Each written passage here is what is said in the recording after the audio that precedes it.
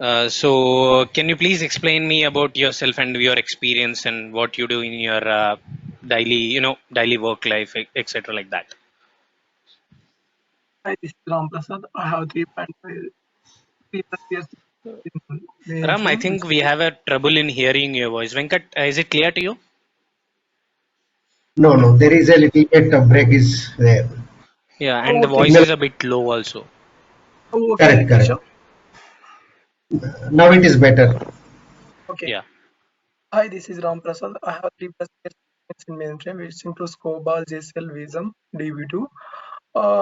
I worked in 2 projects. One is telecom domain, another is credit card domain. My latest project was telecom domain. In this project, I worked as in the role of software configuration management. Uh, on daily basis, we will promote the elements from actually developer access up to add the elements up to sandbox. From sandbox to qual, we only authorize people to promote the elements. From sandbox to dev to test to qual, and up to qual. And also we will support on monthly releases. We will work on environmental setup process also. We will on we will get the data from system testing team. From there, according to the data, we will load from production to test environment, and we will prepare for the release process. Okay.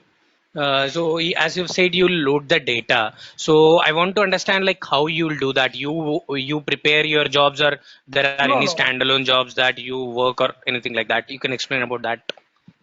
Yes, our team already prepared panel for loading the data from production, unload the data from production to test environment. During that Okay. loading, they will exclude the government accounts. Okay. I get Some it. confidential accounts are there, right? Government accounts, NAVI Yeah, yeah, accounts, and that are yeah, yeah. they are excluded. If any account Okay. previously presented on the test environment, we Okay. don't again no need to load to the test environment. Otherwise, we'll get SQL code minus 803 like that, duplicate like that. Okay. So first we'll concentrate on your whatever the experience you have. So I can see in your resume that you have mentioned that you were working on the endeavor of promoting code from one region to other. So how Yes, you exactly do that? through the So you have any set of jobs so you run, or you manually promote the packages, or what you yes, do yes. exactly? Through the endeavor, we manually create packages. Through the package, we will promote the elements from one environment to another. Yeah, I mean, for example, if you have some around 10 packages, you will manually promote each and every package. For example, this is No, a we have a yes, major release, for example, yes, consider like that scenario. And yes, we have some very, we have for example, we have 10 different applications, and 10 different applications have 10 different packages. So I'm just okay. giving you a scenario. So in Uh, this case, what would be your approach? How would you handle this situation? yes, for this we have two options. One is manual submission also is there. Automatic Okay. all approved package submission also. For approved package, we will demand one job for submitting Okay. all approved packages. For manual submission also for single package also we will submit. We have one Okay. panel of for submitting that package GVT 434 like that. Okay, so you basically work in the, you'll have some document and some registered process, and you work according to that. And have you ever tried to create some jobs, or as you have said, some load jobs? Have you faced any errors, any SQL kind of errors, and how you resolved it? So are there any errors that you can get remember, or like that? Yes, we will get if the code is already present, we will get minus SQL code minus 803, Okay. and also on daily basis we will get SQL code minus 811 and SQL code minus 805. These Okay, are the so mismatches. okay, so how you would resolve minus 805? What Yes, exactly it is? What is this is SQL bind, 805? this is bind issue. If the bind is Okay. not properly happen, we will get minus SQL code minus 805. At that time, we Hmm. have parallel option to rebind that program. Okay. Yes, that's it. So, okay. So, for example, you got an SQL 811 now. So, Yes. what would be your approach? So, you have loaded a Yes. job and you got minus 811. So, Yes, at what? that time we will to do anything, we will inform to our developer. SQL code 8 minus 811 means that is uh, fetching more than one row at a time. For Okay. this, So, they will do, uh, they will, uh, they will use cursor for this issue. no, actually, when we try to load data, we'll have only update and insert queries, right? So, so as you have said, select 811 will get select statement. So, while how you get, I just want to understand the logic between 811 and update. So, as you have said that. Oh, sorry, can you please repeat again? So, you have said that your job is a load job, right? So, load job, what it does, it goes and inserts some bulk rows in the DB, or it updates the rows in the DB, right? Oh, sorry. While loading, we will not get this issue. On some daily basis, we Okay. will run some job. On that Okay. job, we will get this issue. Okay, so this got happened, and what is the best way to eradicate this minus 811 from the jobs? They will have a standard practice for this, so you are aware of that. We use a Yes. standard thing for that in the queries. Yes, so we will include cursor for fetching more than one rows. We will include Okay. cursor for this SQL code minus 811. So, is there any other thing, because you have a standalone query, and on a sudden, on one day, you got a minus 811. So, okay, you have fixed that time by whatever the things that needs to be done. But there is a standard. We can do one thing that can stop this. So we can add one single line that can eradicate this minus 811 error. So, any idea about that? No, I don't have Okay, idea so no about that. problem. So we can use an order by clause. So if we give anything order by clause, we'll get only the first row. So we can. This is a simple way to remove this thing, or you can use fetch first row concept or fetch first 10 rows like that. You'll have that thing, na? So you Yes, can use that as well. So that is the yes, I have. reason when we write a query, we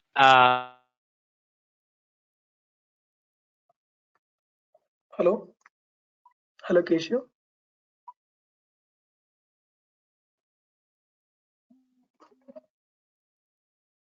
Is Keshu? Hello, Venkat.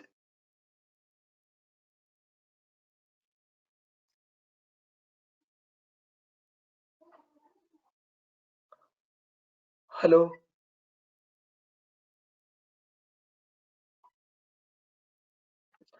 No, Keshu, not able to hear you. I think you are in mute. hello. Yes, now able to hear you. Okay, so I was trying to explain. I was trying to tell you that we in Yes. standalone queries we generally use the order by and fetch first row concept. So to avoid Okay. minus 811 in productions. Okay, so Okay.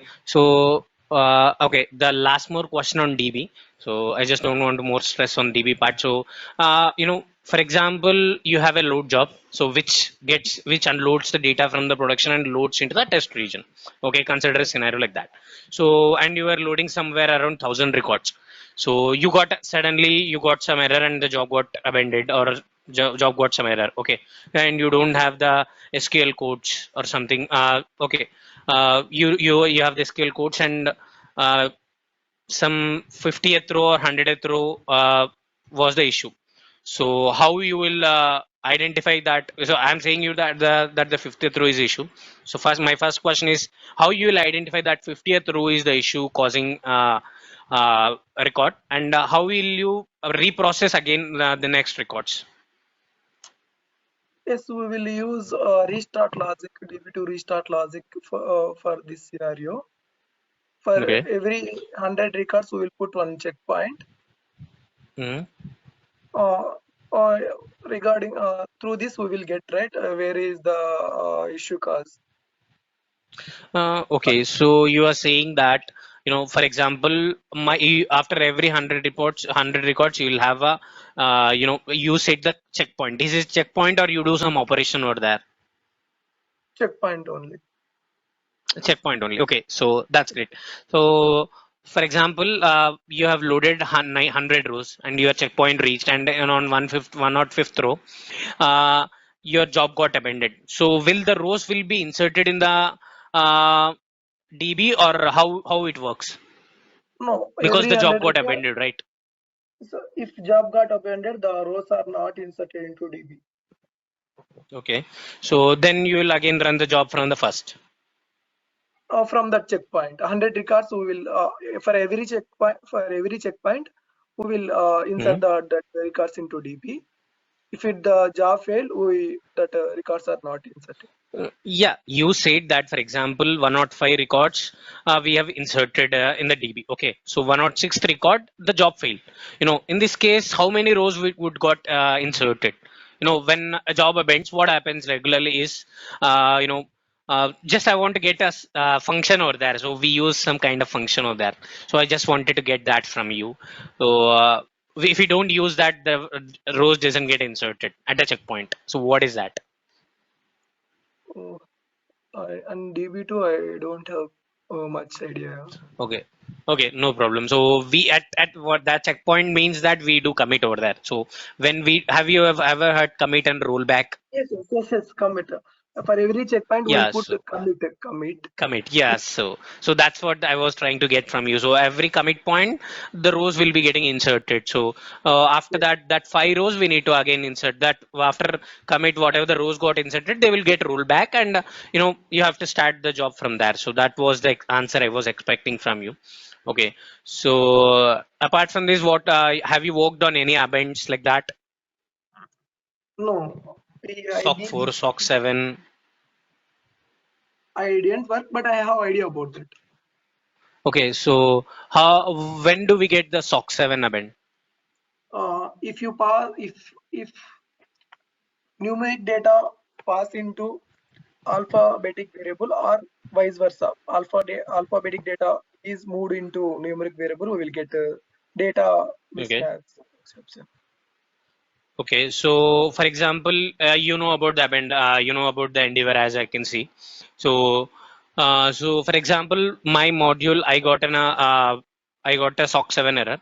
So I don't have any display statements. So how will you try to find out that particular line or that particular statement which has given me a SOC 7 event? Yes. First, I will find the offset address in sysout.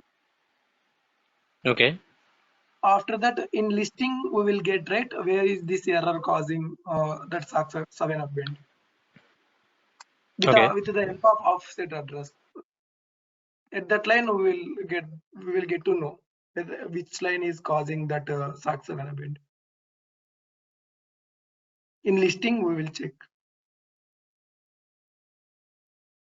what is the row causing that SOC 7 event and what data is passed. If you put hello, Keshav, hello,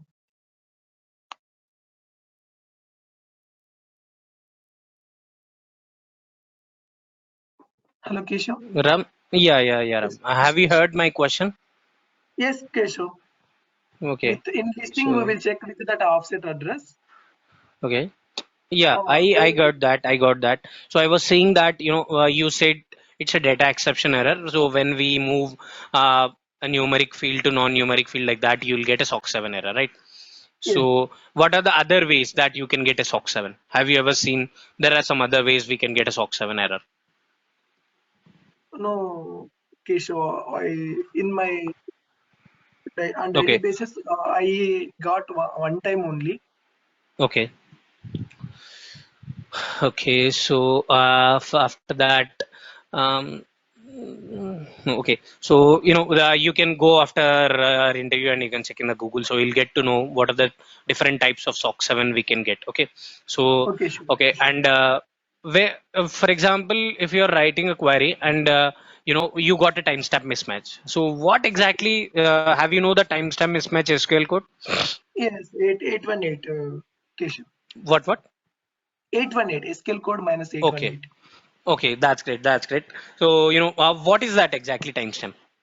Yes, What timestamp error? yes, while doing the pre-compilation process, it is that COBOL statements and SQL statements are separated by timestamp. While Okay. running the COBOL DB2 program, this will only check if the timestamp is correct, same. The both programs belong to the same program. Otherwise, the we will get exception, right? We will do the again Okay. pre-compilation process and remaining Yeah, process I will not. get that. I get that. My question was very simple that, what is that timestamp? Is it a regular time? For example, I've compiled the module now and the time is now, and I ran the query in some other region. I got a timestamp in October or something like that. So what would be the timestamp over there? And what is that? I want to understand what is that timestamp? Yes, while doing that pre-compilation, one time is there according to the jury time. Jury time will Hmm. separated that time only. Hmm. Okay, so Mainframe follow uh, follow one hmm. time format process, right? So okay, so this thing also, we'll have one thing. For example, how can I explain you? Okay, so I think we'll get time over. So I'll explain you at the end that how that timestamp thing works. And next, what can you have you ever worked with files or Yes, yes, files. I worked on files. okay? So sequential search and any what are the different types of search we have in file? Search and search all. Okay, so what is the difference between that? Search is linear search and search all is binary search. In search, it will search line by line. In search all, Hmm. it will it will divide the whole file into two parts. It will check the first part last record and the second part first record equal to less than greater than. If it is that condition satisfied, then it will search in first part. Otherwise, it will search in second part. For Okay. up to finding that record, it will search like that only binary search. For this search all operation, the file should be in sorted order. The key Hmm. should be in sorted order. Which on which key we will search. We'll search on one key base, right? Okay. Yes, the Mm, key okay. in So let me put it in this way. For example, I am having a file of 1,000 records. Okay. okay, So I want to search. It is in a sequential manner. Okay. okay, So it has the records like one, two, three, four. One file is like that in sorted order, and second file okay, is in unsorted order. So okay, it is in sorted order in some other way, but not the roll number wise, something like that.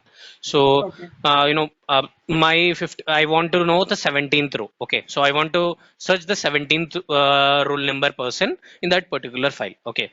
so uh, how you write exactly the statement uh, in dynamic search, and I mean in dynamic search and in sequential search, how you will search that particular thing? If it I is want to sorted know order in coding point of view. Explain me the concept. I get it. I want to know in a coding point of view, like how you would do that. Have you I ever didn't worked in this way and you know this no, process? didn't work on that, but I have idea. But I didn't remember that exact syntax. But I have idea about Okay. this. No need to, I don't want the exact syntax like that, but you can explain like that. Like, for example, if it is a sequential search, we'll try to fetch one by record, one by record, one by record, and then we get a matching record. So something like that I was expecting. So can you tell me in that way, like how you do this whole operation in sequential search? Yes, it will search with that whatever search we will one value, right? We will move the data to one variable. With that record, Hmm. we will search this file line by line. Every record we will search in search operation. Okay. Hmm. Okay. That's good. Have you worked on an CICS part or online No, transactions? no. I don't have knowledge. Okay. Any experience with the queues? Qs also I don't have. Okay. Mm, COBOL, JSL, VSAM, DB2 I have. okay. COBOL, JCL, VSAM, DB2. Okay. Coming to COBOL part. So in JCL itself. So for example, consider I have a file. Okay. So Okay. if my file is empty, I don't want to run the whole job. I want the job to get terminated from there itself. So how would you check my file is empty or not? For example, I am receiving some file every morning at 5 o'clock. So I want to run my job if file has some data. Otherwise, I don't want to, run that job. I want to Yes. just exit from that job. So what would you do? What would be your first step in that case? Yes. First we will put by using IDCAM's utility print of Hmm. character one. It will give the if it is max is 004 that is empty file. If it is max is Hmm. 0 that is not empty file. First step Okay. I will put that step that logic. Okay. And any other utility you remember? IDCAM's utility only. Okay. Is there any other utility that you can use apart from ID cams? I use this only in my real time. Also will use Okay. IDCAMs only. Okay, so you can check afterwards. There is a utility ICE tool. So in that tool itself, you can give all the conditions and you can access this return code and you can set the return code and you can do many more things in that ICE tool. Okay, so explore Okay. that part. That will Okay. be very helpful. And apart from that, um, okay, so for example, I have a job. Okay, so Okay. I have a job with 10 steps. Okay, so Okay. I want my I want to run the job that it runs only the step 2, step 4, step 8, and step 10. Okay. So how Okay. would you do that? We will do in two ways. Okay. One is condition by using condition parameter. Another Hmm. is one is by using IEB edit utility. Okay, so Put by using put zero what exactly the condition statement you give in the condition point of view? on that particular step. We will give if you want to execute that particular step. We don't do anything. If you don't want to execute that particular step, we will put condition equal to 0 comma LE. That step won't execute. Okay. Hmm. Okay, so you basically give a condition where that return code doesn't even occur. So that's what Yes. you are saying, right? Yes. Okay, okay, that's great. I think I'm good for now, Ram.